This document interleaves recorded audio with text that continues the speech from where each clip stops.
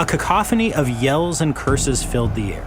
It drowned out the slight gusting of the spring breeze. That wind wasn't cool enough to halt the steady stream of sweat pouring down the men's backs as they toiled, stripped to the waist. Dozens and dozens of them were crowded around an enormous bronze tube. It was 27 feet long. The opening at the end was large enough for one of the sweating men to crawl inside on his hands and knees. The tube was a cannon, a bombard to be precise. Heaving on ropes, straining muscles and tearing tendons, one group of the men struggled to pull it into place for a shot. Another team lugged bags full of volatile gunpowder and very carefully poured it in, hundreds of pounds worth. Still another team hefted a 1,000-pound stone cannonball to the opening and slowly pushed it back down the barrel toward the gunpowder. Standing behind the great bombard was an aging man in a tall white cap. He sighted down the barrel, peering out at his target, the great ancient walls of Constantinople, big blocks of white stone threaded through with red brick. Two walls, an outer and an inner, the inner studded with tall towers, stared back at the master gunner. There, he saw, that was the spot. A place on the outer wall that had fallen and then been repaired at some point in the last 1,000 years. He called out orders to the sweating, cursing laborers. A few inches this way. No, not so far, an inch back. Two smaller cannon flanked the big one, and he yelled instructions on where he wanted them targeted. To the sides and a bit down, in a triangle pattern. An assistant placed a reed taper into the rear of the great cannon, and the master gunner lit it with a torch. Everyone took cover and jammed their hands over their ears. A massive roar filled the air as the gunpowder exploded and sent the stone ball hurtling toward the wall. A moment later, a resounding crash echoed back as the ball smacked into the ancient masonry. Two more loud explosions followed as the other cannon fired. Then two more crashes when their projectiles impacted. There was silence, then a loud rumble. Blocks of shattered stone tumbled down from the wall, leaving a triangular breach where the three balls had hit. The walls of Constantinople had stood for a millennium in 1453. They had stood up to Avars, Persians, Vikings, and Arabs. But the Ottoman Empire and its cannon were something new. The world was changing. The roar of the great bombard marked the turning of the tide.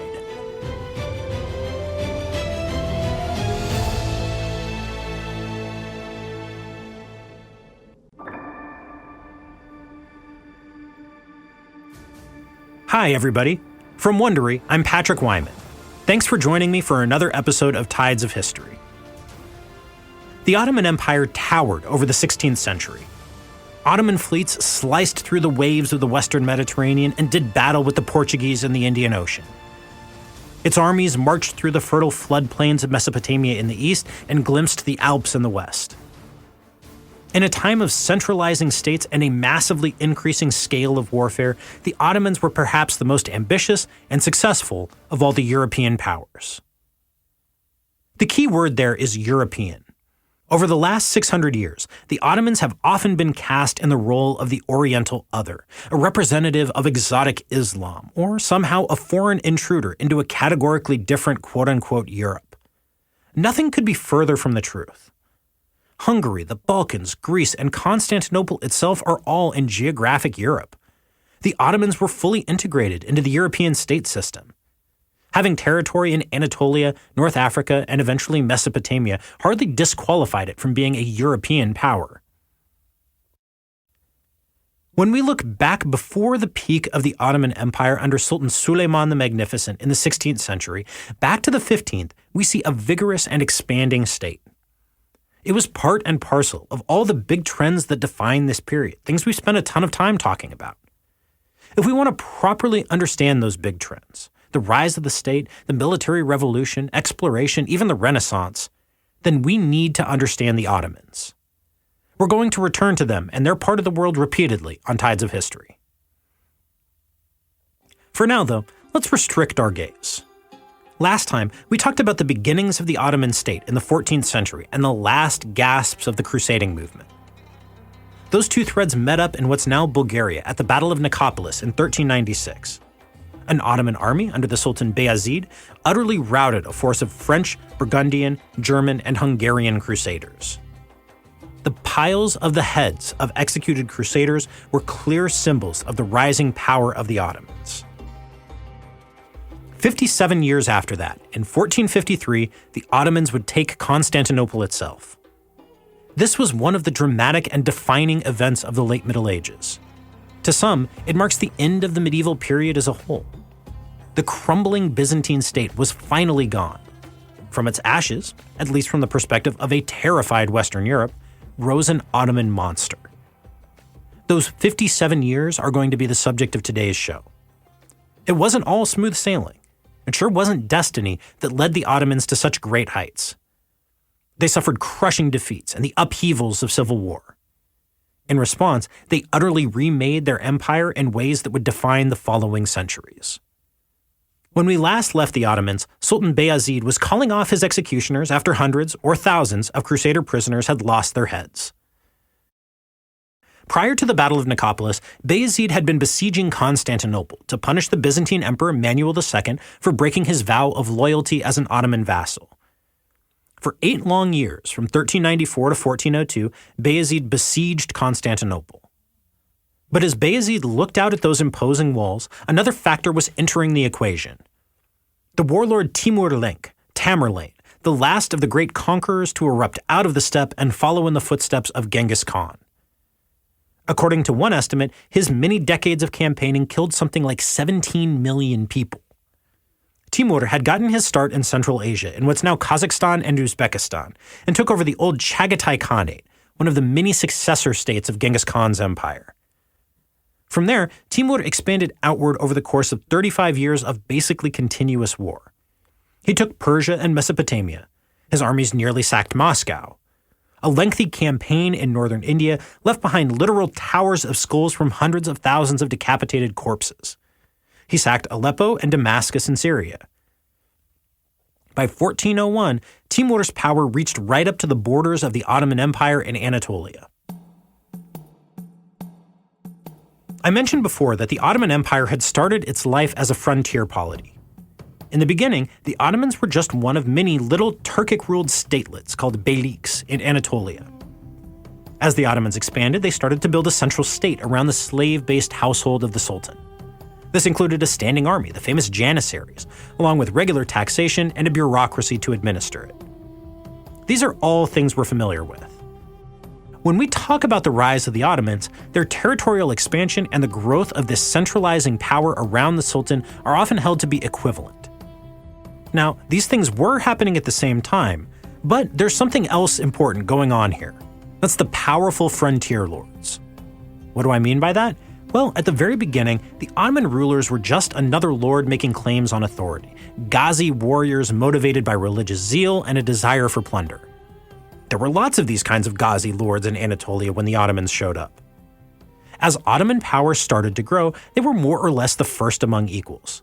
Other Ghazi lords owed allegiance to them and fought for them, but the Ottoman rulers were not categorically different. All were using the promise of success in war and access to new lands and plunder to attract warriors. The Ottomans were the best at this, and it helped them hold the loyalty of lesser Ghazi lords. But as the Ottoman rulers built up their state and empire over the course of the 14th century, as their centralizing bureaucracy and standing army grew, the relationship between them and these other frontier lords started to change. The adoption of the title of Sultan, an elevated title, was part of that. Instead of being just another emir or bey like the other Ghazi lords, they were being set apart. Now, those Ghazi lords weren't happy about this. They didn't necessarily like the growth of a standing army or a bureaucracy either. The tension between the centralizing forces of the Sultan's government and the outward forces of the frontier, these lords, is one of the key stories of early Ottoman history. So how is that relevant here in 1402? And what does that have to do with Timur? Well, on the one hand, Bayezid was a potent and capable ruler. His Ottoman Empire was obviously a powerful and increasingly centralized state. But this Ottoman state was still fragile. Its two halves were separated by the Aegean Sea. The new possessions in Anatolia weren't secure. Their rulers had been independent for decades or centuries. They had fought the Ottomans for years before being defeated. Even the Turkoman frontier lords with a long history of service to Bayezid's family, the Ottomans, weren't necessarily loyal. And that is where Timur enters the picture. After the Battle of Nicopolis had secured Ottoman dominance along the Danube, Bayezid went on a series of campaigns in Anatolia. These extended Ottoman power toward the border with Timur's expanding territory, roughly in that area where Syria, Iraq, Iran, and Turkey meet today. Timur and Bayezid exchanged insulting letters. "Be contented with that which Allah has given you," Timur wrote, "and with what you have seized from the unbelievers. But give up immediately those provinces which you have stolen from other rulers, so that Allah will be gracious to you. If not, then I will be the avenger with Allah's assistance." Timur was threatening Bayezid. He was using the Turkic lords of Anatolia, whom Bayezid had defeated, as an excuse for an invasion of his own. That is exactly what Timur did in 1402. Leading a huge army, Timur made for the Ottoman possessions in Anatolia. Bayezid met him near Ankara on July 20th of that year. All those years of tension and bad feelings between Bayezid and his vassal lords exploded. The Anatolian Turks deserted him and went over to Timur. Two of Bayezid's sons, Mehmed and Suleiman, abandoned the battlefield to save their own skins. Left alone with his Serbian vassals and his janissaries, Bayezid was surrounded by Timur's forces and captured. Timur had crushed the Ottomans on the battlefield, but there was worse to come. He ravaged central and western Anatolia. He sacked Ottoman-held cities. He took a detour to besiege the stronghold of the Knights Hospitaller at Smyrna. He made good on his promise and restored the former Anatolian beyliks to their lands. This rolled back decades of Ottoman expansion practically overnight. Bayezid himself, maybe the most talented of the Ottoman rulers to this point, died in Timur's custody just a few months later. Then, like a flash of lightning, Timur was gone. He headed back to Central Asia to prepare for an invasion of Ming China, but he died before he could carry it out. The disaster at Ankara inaugurated an 11-year period known to scholars as the Ottoman interregnum. Interregnum just means the time between rulers, but that way understates the severity of what happened between 1402 and 1413. The better term for it is the Ottoman Civil War. In this, I'm following a historian named Dimitris Kastritsis, who wrote a really thorough book on this period. Interregnum makes this seem like a bump in the road, a little stopover on the ultimate rise of Ottoman power. In reality, what the Ottomans had built over the past century was on the brink of falling apart. There was no reason it had to continue in its present form. The European and Anatolian halves could have gone their separate ways or disappeared altogether, and they very nearly did. The title of Kastritsis' book on this period, which I'm using throughout this section, is called The Sons of Bayezid. That's really what this whole period is about. A vicious, complicated civil war between the potential heirs of the now-deceased Bayezid. As we talked about last week, the genius and the curse of the Ottoman system was its approach to succession. The territory could not be divided. When the ruler died, none of the surviving sons had a preferential claim to being the next ruler. They had to fight it out among themselves for control of the whole shebang. In Bayezid's case, he had seized his brother on the battlefield of Kosovo in 1389 and immediately had him executed. Bayezid's father, Murad, had won a brief civil war and executed both of his surviving brothers in 1362. When he was captured at the Battle of Ankara, Bayezid had 5 sons who could potentially succeed him as sultan. All 5 of them were present on the battlefield, and 3 escaped: Suleiman, Mehmed, and Isa. 2 more, Musa and Mustafa, were captured along with their father and held by Timur. At this point, there were basically 3 regions within the Ottoman Empire. First, Rumelia, the Ottoman possessions in the Balkans. Second, Bithynia, the original Ottoman heartland in northwest Anatolia opposite Constantinople on the Asian side. And finally, Rum, basically central and a chunk of eastern Anatolia. Rum was wild territory, full of nomadic Turkomen, and it had only recently come under Ottoman control. The 3 escaped sons made for these 3 different regions. Suleiman went to Rumelia, Isa headed to Bithynia, and Mehmed went to Rum, where he had previously been the governor. All 3 of them agreed to rule as Timur's vassals. Divide and rule was Timur's strategy here. Keep the 3 brothers divided, keep their territories small, and support the other small beyliks of Anatolia. This would prevent the Ottomans from posing a threat on his western frontier. Now, this could easily have been the end of the Ottoman Empire. Each of the three brothers set about consolidating their power and rule. Suleiman knew that the Christian powers of Europe, the Byzantines, Hungarians, Venetians, Genoese, Balkan vassals, they could seize the opportunity to cut the Ottomans down to size. So, Suleiman immediately set about strengthening alliances and making deals. He was even desperate enough to offer the Venetians control over the strategic port of Gallipoli. That was the thin thread that bound together the Ottoman possessions in Anatolia and Europe. For a few reasons, that didn't happen, but it shows you how far Suleiman was backed into a corner here. At the same time, Mehmed set about establishing himself in Rum. His path involved more crushing of rivals to keep the other potential rulers of the region in check.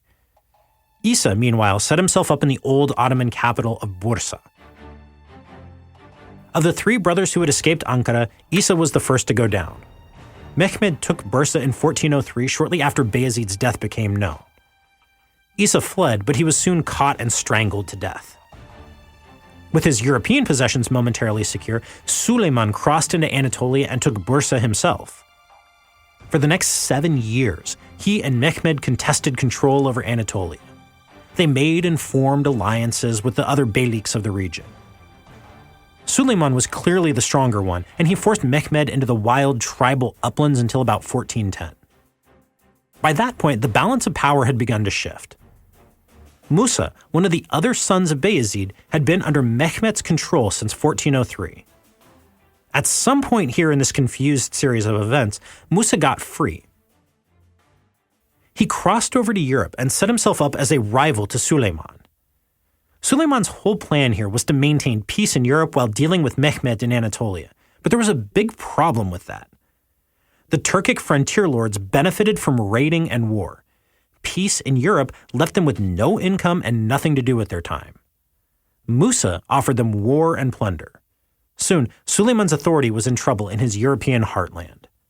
Suleiman and Musa fought a series of battles in Europe, and Musa emerged victorious.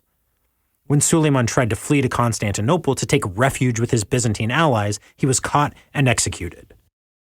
This left two brothers at large, Musa in Europe and Mehmed in Anatolia. Musa invested a lot of time and energy in centralizing his government, which, as we've talked about, alienated the powerful frontier lords. He also dealt harshly with his Christian vassals, namely the Byzantines and the Serbians. When Mehmed invaded Europe, he did so with the support of these Christian vassals, along with Turkish allies from Anatolia. In 1413, Mehmed defeated Musa in what's now Bulgaria. The precise sequence of events is unclear, but Musa was definitely caught and executed afterward. Mehmed was the last brother standing. In theory, the civil war was over. The Ottoman lands had been reunited under the rule of a single, properly legitimate sultan. When he looked out from his capital of Edirne, northwest of Constantinople, Mehmed could know that he had triumphed over all his enemies and that his rule was momentarily secure. But in reality, the tensions and structural weaknesses that had become so obvious were still present. Mehmed would spend the last 8 years of his reign dealing with one problem after another.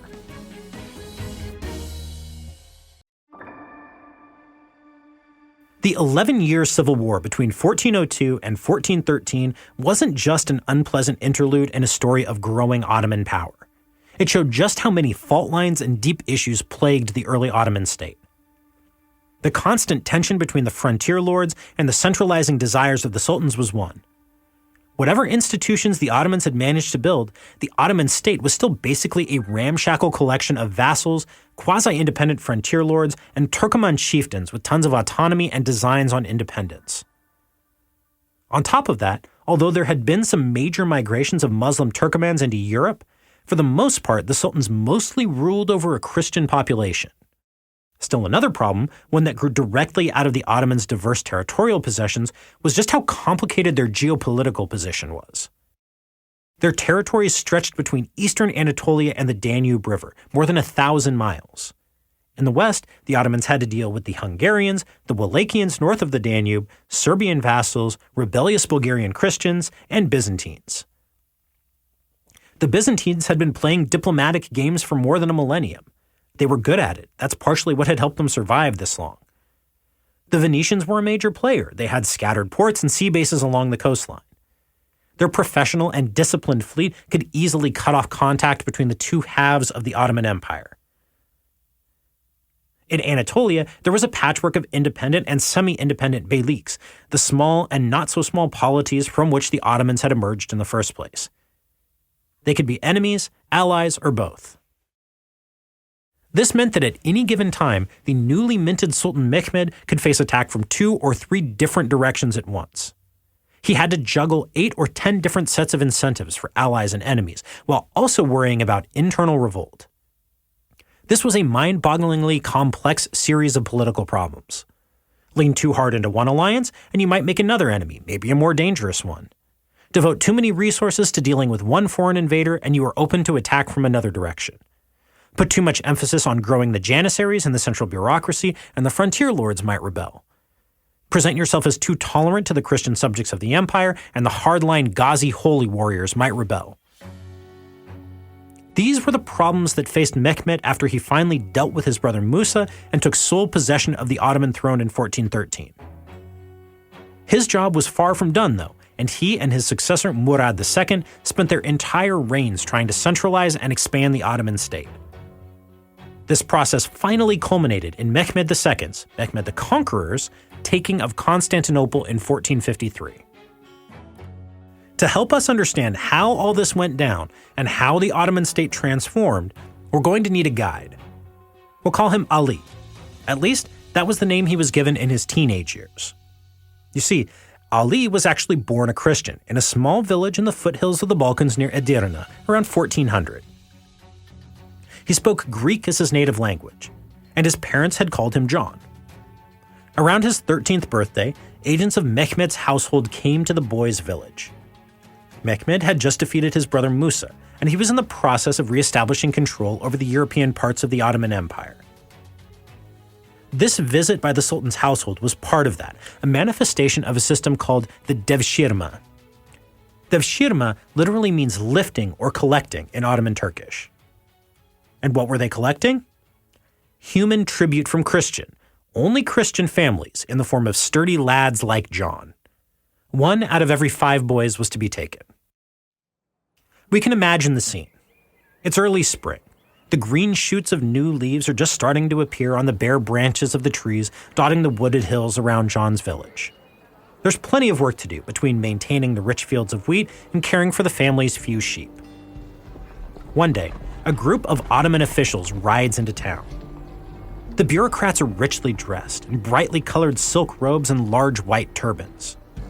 Their horses, raised in the upland pastures of Anatolia by expert Turkoman breeders, are the finest the villagers have ever seen.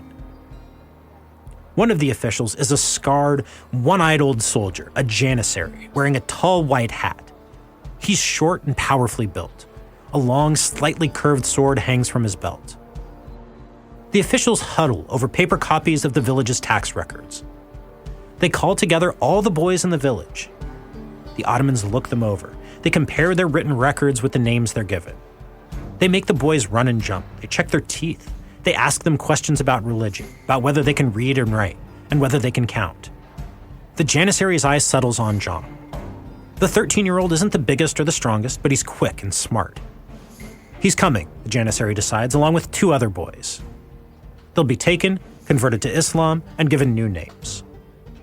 John becomes Ali, and life as a slave of the Sultan awaits him. So, what did John's or now Ali's parents make of this? We don't know much about this period, but later in the 15th century, reactions ran the gamut. On the one hand, there was some passive and active resistance to the devshirme. Families occasionally tried to hide their sons or bribed the Ottoman officials not to take them. On the other hand, though, families occasionally did exactly the opposite. We hear of Bosnian Christian families trying to bribe the officials to take their sons rather than others. Why was that? Well, the devshirme took peasant boys from the toughest, poorest, least hospitable parts of the Ottoman Empire and brought them into the heart of a rising state. It offered access not only to much greater prosperity than they ever would have had at home, but also to power. These boys would become slaves of the Sultan. The least of them would become janissaries, the Sultan's elite troops. Others would join the household cavalry or even the administration, where they could rise to provincial governorships or even higher. They could and did help their still Christian families back at home later on. This hits on one of the central points about how the Ottomans structured their institutions. I mentioned in last week's episode that they grew out of the Sultan's household. That didn't mean his immediate family or the people living under his roof, but the extended group of his subordinates. Slave-based households had a long tradition in the Islamic world, and those slaves weren't necessarily of low status. Far from it. Their status was defined by the importance of their role, whether that was the latrine cleaner on the low end, or on the high end, a trusted military leader or even the chief vizier, the highest administrative official. Our friend Ali, formerly John, was not headed for the latrine cleaning end of this spectrum, nor were the other boys collected through the devshirme.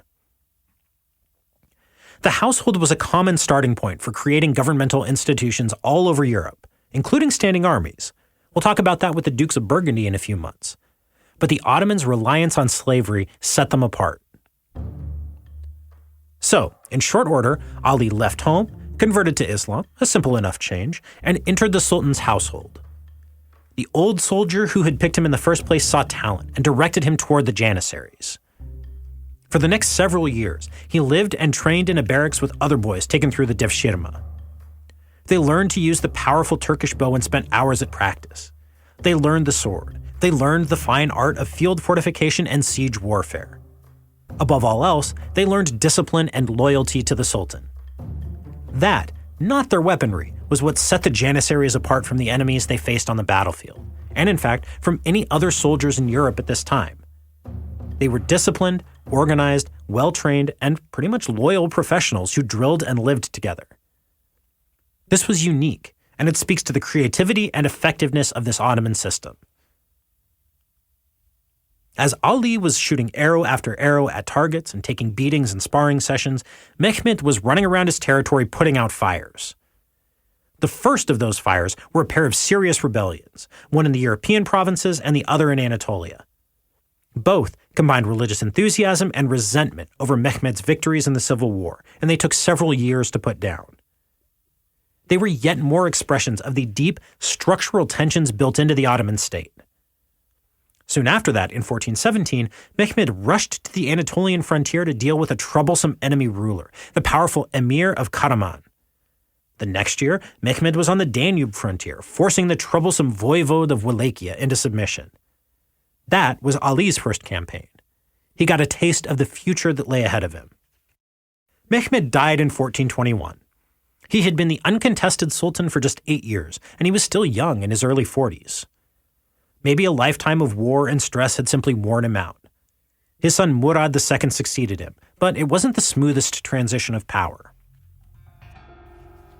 We talked a little while ago about how complicated the Ottomans' geopolitical position was, with Hungarians, Wallachians, and Venetians all active players in Europe and Turkic Emirates in Anatolia. In the midst of all that Ottoman territory lay one more old foe, the remnants of the Byzantine Empire. By 1421, when Mehmed died, the Byzantines had been declining for centuries. Egypt, Syria, and the Levant, the old heartland of the Eastern Roman Empire, had fallen to the newly Muslim Arabs way back in the 7th century. Most of Anatolia had fallen to the Seljuk Turks back in the middle of the 11th century. Latin Crusaders had taken Constantinople itself, the beating heart of the Byzantine Empire, in 1204. They ruled it until 1261. Other core Byzantine areas likewise came under the control of Latin newcomers, including chunks of Greece and the Aegean Islands.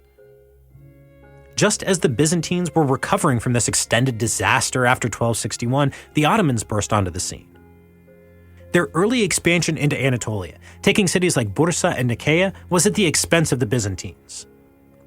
The same was true of the Ottoman expansion into the Balkans later in the 14th century and into the 15th. But painting this as a constant decline, or seeing the Byzantines as either helpless victims or hapless losers, obscures the reality of this situation. There were a lot of moving pieces here. The Byzantines knew how to play them off against each other. If the past 1,000 years had proven anything, it's that the rulers of Constantinople were survivors. In practical terms, that meant allying with the Ottomans when they could. That was how the Ottomans had ended up in Gallipoli in 1354, as allies in a Byzantine civil war. At other times, that meant swearing allegiance to the Ottomans, formally becoming vassals of a superior power and paying tribute. But even at the friendliest of times, the Byzantines were playing realpolitik. They looked for allies whenever possible and tried to find ways of undermining the Ottomans. The historian Nevra Necipoglu, who wrote a full book on the Byzantines in this time, sums up the dynamic nicely. Quote, "Reduced politically, administratively, and economically, the Byzantine Empire had neither sufficient strength nor the means to resist the Ottomans on its own. But the Byzantines could still play the game. They had been dealing with the Ottomans for nearly a century by 1421, and they knew that the moment of accession was when a new sultan was at his most vulnerable. Ultimate military victory was out of the question for the Byzantines, but messing with Ottoman dynastic politics was well within their power. And so the Byzantines released Mustafa, the last of the sons of old Bayezid, whom they'd been sheltering after his first attempt at a rebellion against his brother Mehmet in the 1410s. Mustafa found real support in the European provinces of the Ottoman Empire, and he might have succeeded if he hadn't gotten overconfident and tried to invade Anatolia. Mustafa, as you can expect, was captured and executed shortly thereafter. But that wasn't the end of Byzantine meddling. Soon after, they supported Murad II's younger brother, also named Mustafa, in yet another attempt at rebellion. This Mustafa too fell victim to Murad's well-practiced executioners. By 1422, Murad II was in full control of his empire. As I've emphasized throughout this section, the Ottomans were hardly all-powerful, even in their corner of the European and West Asian worlds.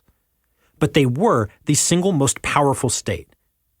After Murad II dealt with his rivals and the annoyances of the Byzantines, he set about making that known far and wide. Our friend Ali was along for the ride. Murad was not a particularly warlike figure himself. He liked poetry, art, and intellectual culture. In another world, maybe he would have been happy to play the scholar king. But that's not what his actual world demanded of him. He took the key city of Thessalonica after years of siege in 1430. The Byzantines had handed it over to the Venetians, thinking that they could afford to defend it, but Murad was willing to spend more in both treasure and lives. In the end, Ali and his fellow Janissaries stormed the walls, driving out the Venetians and killing thousands of Thessalonica's Greek inhabitants. Ali ambushed Turkoman horsemen in the hills of Anatolia. He heard the boom of cannon firing at Venetian fortresses near the Aegean. He crossed the Danube and burned villages in Transylvania. He besieged Belgrade in what's now Serbia and killed a Hungarian knight in single combat. Year after year after year, Ali marched to battle, following his sultan. Between 1421 and 1443, the Ottomans were at war with someone practically every year, whether it was a Turkic emirate in Anatolia or the Kingdom of Hungary. Huge swaths of new territory came under Ottoman control, including most of Serbia and Albania. In 1443 and 1444, the most serious threat of Murad II's reign came in the form of the First Crusade since Nicopolis, the Crusade of Varna. An alliance of Poles, Hungarians, German Crusaders, Teutonic Knights, Bulgarians, and Wallachians, and many others invaded Ottoman territory. It was a long and terrible campaign, much of it fought during an icy winter. The final battle, at Varna on the Black Sea coast, was a bloodbath. The Ottomans were nearly defeated until the 20-year-old king of Poland and Hungary, Władysław, charged at Murad himself, intending to kill him and end the war. Ali and his Janissary companions stopped the charge cold. One of them brought down Władysław and beheaded him, bringing the decapitated head to Murad II. When Murad displayed the head on the battlefield, it turned a bloody stalemate into an Ottoman victory. This unyielding loyalty to the Sultan, this refusal to give in despite the charging Christian knights, cost Ali an eye. It occurred to him after the battle that he now looked just like that old Janissary officer who had picked him out of his village 30 years before. A full mustache, a tall white hat, and a deep scar across one side of his deeply tanned and leathery face. As those years passed and he rose in rank through the Janissaries, Ali noticed that things were changing. Cannon had started to show up when the Ottomans were besieging fortresses and cities. Those cannon were getting more effective. Ali still preferred a bow, but he learned how to use a primitive gunpowder arquebus as well. Armies were larger and better equipped. They could stay in the field for longer.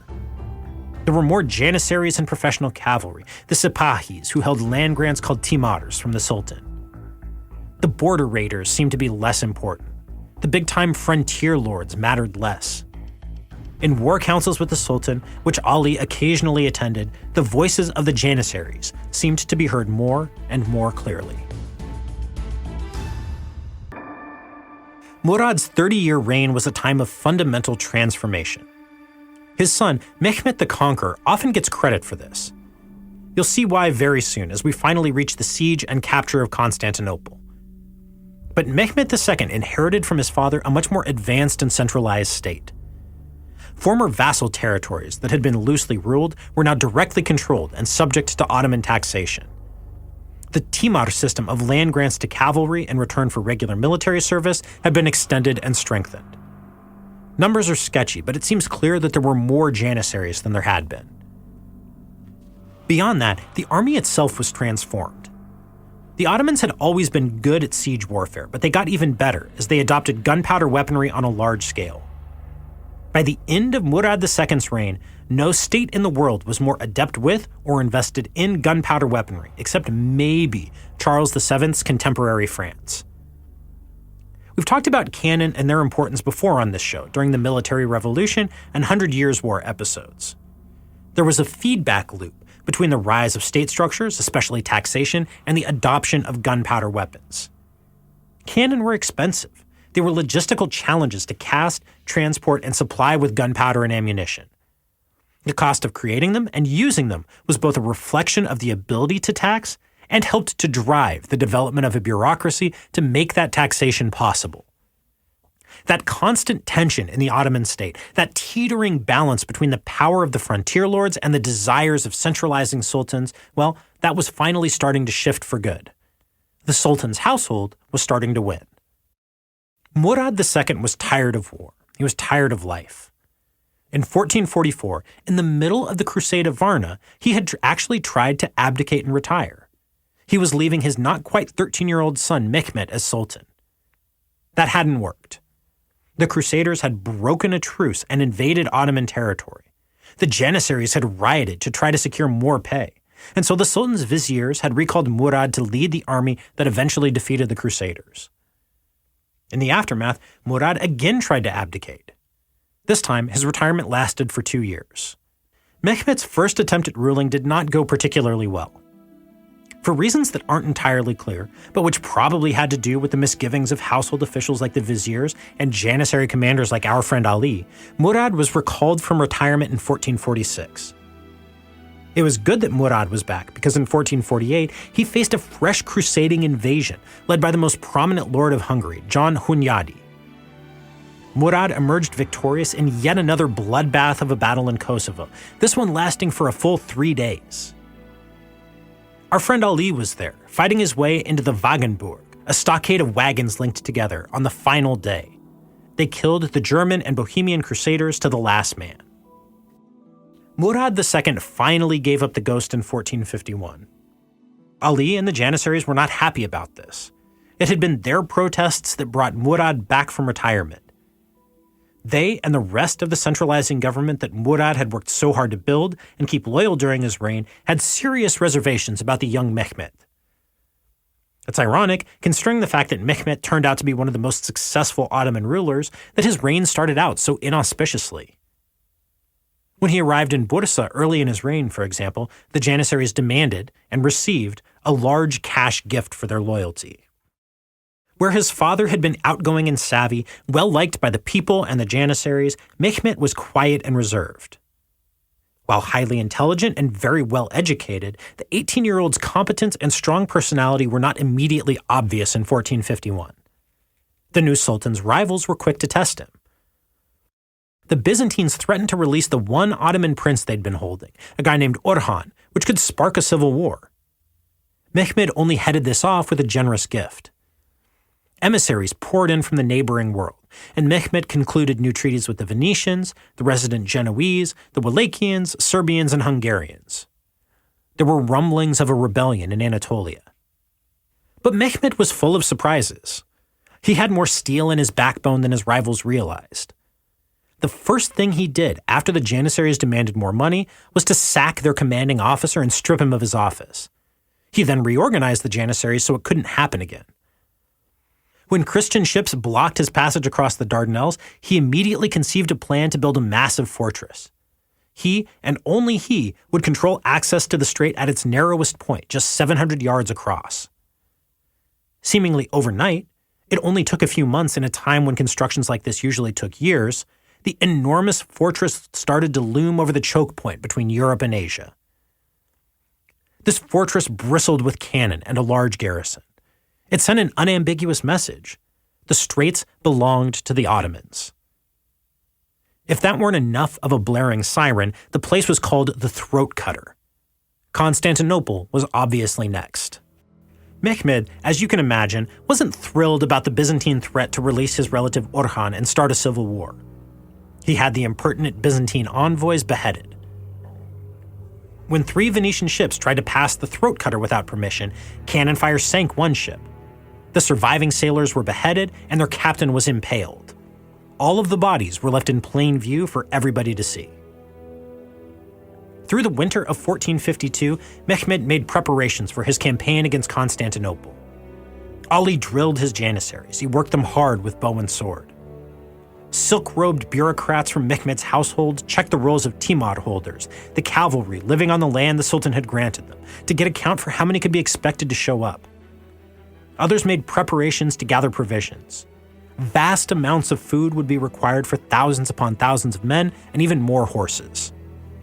But the real action was taking place in foundries and factories. I mentioned before that the Ottomans were becoming experts in gunpowder weaponry, that they had the resources to employ this new and expensive technology on a massive scale. Nothing better illustrates that than the siege of Constantinople.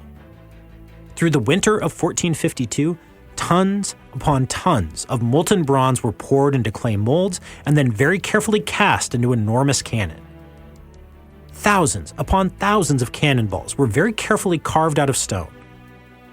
The raw materials for gunpowder, sulfur, saltpeter, and charcoal, poured into factories from all over the empire. Just preparing the artillery was an exercise in bureaucracy and empire.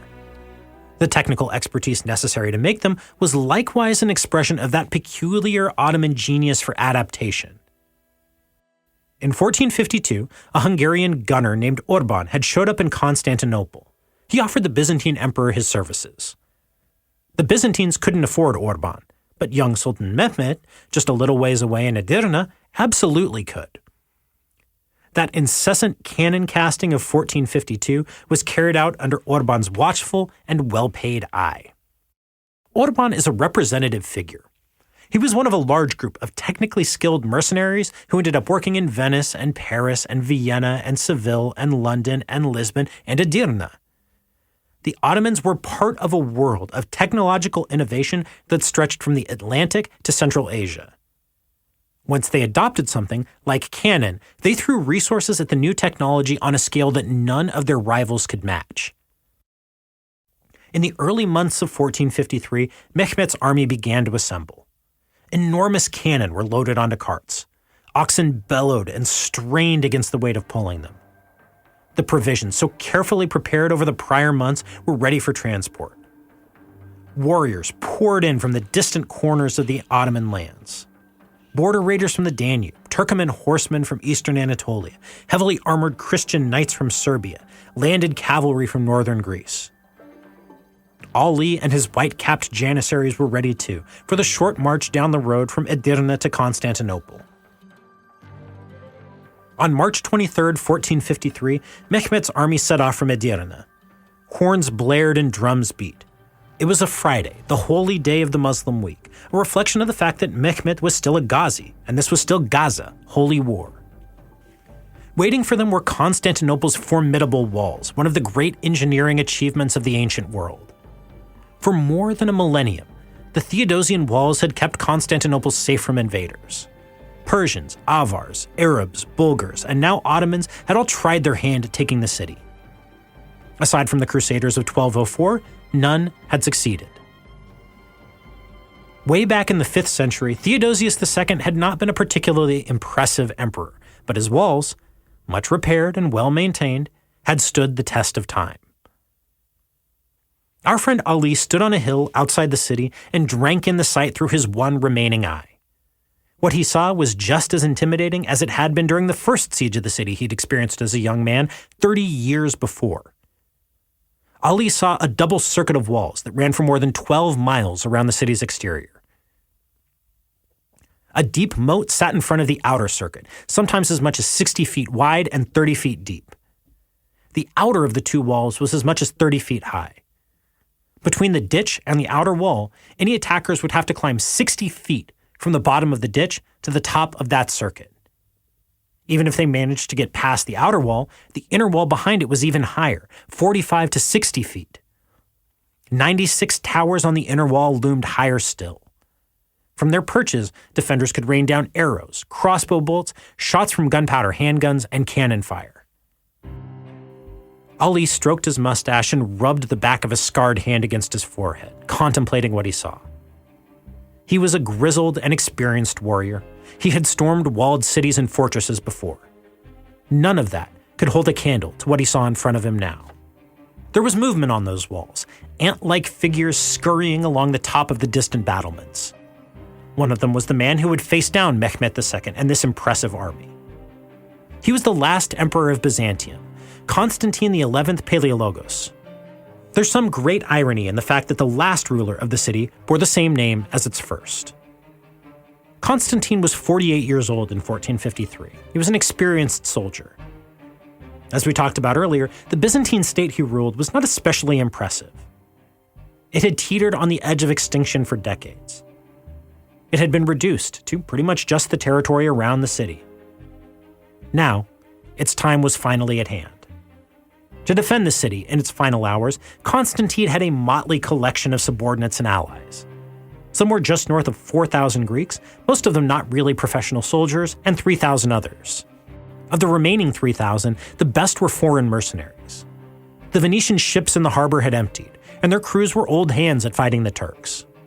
A Genoese condottiero, a mercenary named Giovanni Giustiniani, had brought 700 men at his own expense, all of them pros.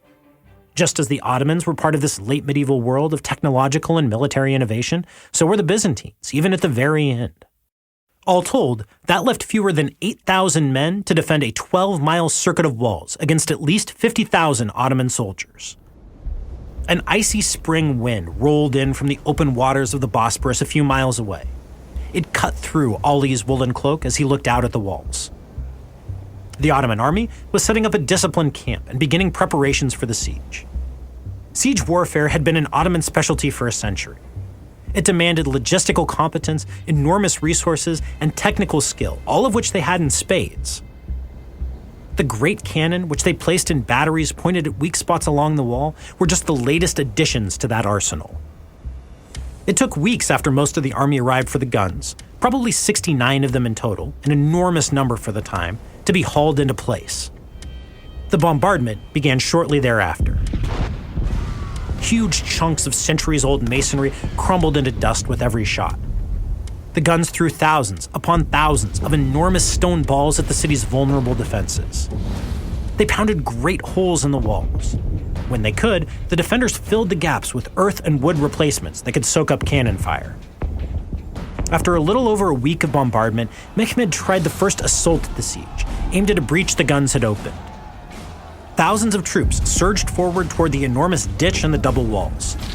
Arrows flashed overhead, cannon and arquebuses roared. The attack failed and left behind hundreds of dead. That was on April 18th, and for the rest of April, the guns roared away. Mehmed had brought his fleet along, too, and they engaged the defending ships in the Bosporus. They too failed to make an impression. Murmurs of doubt were beginning to rise in the Ottoman camp. Ali and the Janissaries whispered to each other. Maybe the new sultan was the fool they had taken him for years ago. Khalil Pasha, one of the most important of Mehmet's advisors, suggested that they could honorably withdraw from the siege. Mehmet had other plans. He made an example of the admiral who had failed to defeat the defenders. He had him publicly whipped and his property distributed among the Janissaries. That got Ali and his men back on track. Bombardment continued, and Mehmed had other tricks up his sleeve. He moved a huge chunk of his fleet several miles overland and launched it directly into Constantinople's inner harbor. He completely bypassed the defenses. Another naval battle, this time directly under the city walls, was an Ottoman victory. 40 surviving Italian sailors were captured and impaled in full view of the city's defenders. While all this was happening, the guns kept firing at the land walls. More breaches opened as huge sections of wall collapsed. Whenever opportunities presented themselves, the Ottomans launched full-on attacks, a few of which came close to taking the walls. Next, the Ottomans tried mining underneath the walls. The plan was to dig long tunnels, then collapse them, bringing down the foundations as they went. The defenders dug countermines, and the worst fighting of the siege took place in dark, cramped underground scraps. None of the Ottoman mines succeeded, but the combination of the mines, the gunfire, and the constant attacks were taking a psychological and physical toll. Still, the defenders fought back. They filled the breaches with wood and earth embankments to soak up cannon fire. They sallied out to harass the Ottomans. They attacked gun batteries and isolated parties and then returned to the walls. That went on for almost all of May. Finally, toward the end of the month, things reached a head. Mehmet ordered a general bombardment, the heaviest of the entire siege. Most of the moat had been filled in. The defenders were exhausted and demoralized. After 47 days of siege, the end was near. It was time for an all-out assault along the entire wall. In the wee hours of May 29th, Ali and the other janissaries prepared themselves. They ran whetstones along the edges of their swords, axes, and daggers. They tested their bowstrings and filled their quivers with arrows. It was still dark outside when they formed up behind the expendable Ottoman troops, the irregular levies from the subject lands and the booty-seeking adventurers. For a moment, around 1:30 a.m., all was quiet. Then the air around Constantinople exploded with sound. Horns blared, drums beat, and cymbals clashed to mark the beginning of the attack. Cannon boomed. Thousands of throats yelled war cries in a half-dozen languages. As the attackers neared and then reached the walls, the screams began. Crossbow bolts and arrows smacked into flesh. Steel clashed on steel. Boiling oil poured downwards from the battlements onto the attackers. Tongues of flame reached outwards from the barrels of cannon and handguns. 2 waves of attacks didn't shift the defenders. The early morning light was starting to shine down on the smoking and blasted city. Mehmet had a decision to make. The only uncommitted troops left were his household regiments, among them Ali and the Janissaries. If they failed, that was it. The siege would be over, and Mehmet's already tenuous position as Sultan would only grow more unsteady. Mehmet didn't hesitate. He sent forward his last remaining troops in a general assault along the entire wall. Ali and the other Janissaries surged toward Constantinople in one final effort. Drums pounded and pipes blared. War cries in Turkish filled the air. Church bells rang from inside the city. Mehmet led them personally, his horse stepping on and over the hundreds of corpses lining the field that led to the ditch. The outer wall loomed above Ali as he picked his way through the dead and dying bodies. There was a breach ahead of them, tumbled down stones and masonry replaced by a wooden stockade and rammed earth. Crossbow bolts clanged off the ground, handguns fired down. He heard yells and screams. White-capped Janissaries fell and didn't get back up. A scaling ladder went up against the wooden stockade, and Ali was the first up, climbing one-handed with his long, curved sword in the other hand. He vaulted over the top and found himself surrounded by heavily armored men, Italians with visors covering their faces and two-handed swords swinging in vicious arcs. It was all Ali could do to fend them off while more Janissaries climbed up behind him. For a moment, it seemed like this attack too would fail. And then the Italians retreated. Everything was confusion. Ali could see them carrying a man, maybe their leader, who had been injured. The resistance collapsed. Janissaries poured through the breach and then through the inner wall into Constantinople itself. Word came down that the Emperor Constantine had been killed along the walls, though nobody knew how. The city was theirs.